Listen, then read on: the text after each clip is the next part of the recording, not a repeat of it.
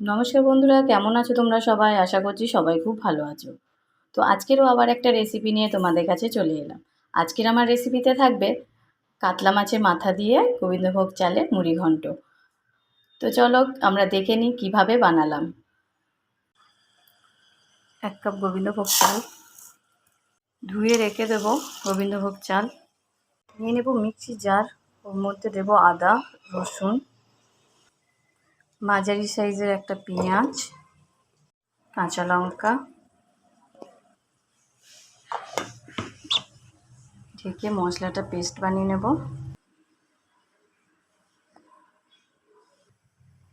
কড়াই বসিয়ে কড়াইয়ে দিয়ে দেবো খানিকটা সর্ষের তেল।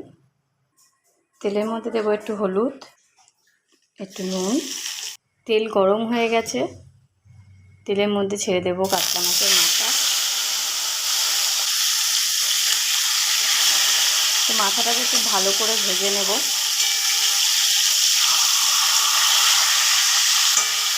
তো মাথা ভাজা হয়ে গেছে, দিয়ে দেবো 2টো তেজপাতা, দিয়ে দেবো গোটা গরম মশলা। তো মাথার সঙ্গে গোটা গরম মশলা ভাজার সঙ্গে সঙ্গে দিয়ে দেবো কিছুটা আলু।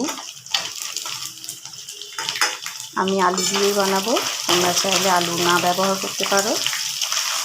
আলুটা একটু ভাজা ভাজা হতে দিয়ে দেবো বেটে রাখা মশলাটা, পেঁয়াজ, আদা, রসুন, কাঁচা লঙ্কা। দিয়ে দেবো নুন, দিয়ে দেবো হলুদ গুঁড়ো, দিয়ে দেবো জিরে গুঁড়ো, দিয়ে দেবো টমেটো। খুব ভালো করে ভেজে নিয়ে এর মধ্যে এবার গোবিন্দভোগ চালটা দিয়ে দেবো। এবার দিয়ে দেবো ধুয়ে রাখা গোবিন্দভোগ চাল। তো খুব ভালো করে ভেজে নিয়ে আমি জলটা দিয়ে দেবো, নেড়ে চেড়ে ভালো করে ভেজে নেব। খুব ভালো করে ভাজা হয়ে গেছে, এবার আমরা দিয়ে দেব জল।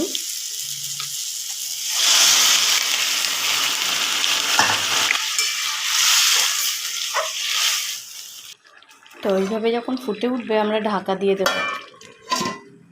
ঢাকা দিয়ে গ্যাসটাকে কমিয়ে দিয়ে 10 মিনিট রান্না করব। তো আমার 10 মিনিট হয়ে গেছে, ঢাকাটা খুলে দেব।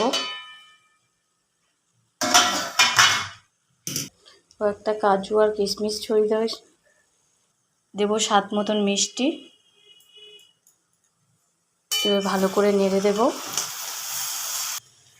অল্প একটু গরম মশলা, তো আমি গুঁড়ো গরম মশলাটা দিয়ে একটু নেড়ে চেড়ে নামিয়ে নেব।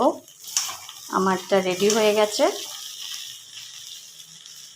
কাতলা মাছের মাথা দিয়ে মুড়ি ঘন্ট রেডি হয়ে গেছে। এবার আমি এটাকে নামিয়ে নেব। তো কাতলা মাছের মাথা দিয়ে গোবিন্দভোগ চালের মুড়ি ঘন্ট আজকে আমি বানালাম। তো তোমরা পুরো রেসিপিটা দেখলে তোমাদের কেমন লাগলো আমাকে জানিও। আর সবাই খুব ভালো থেকো।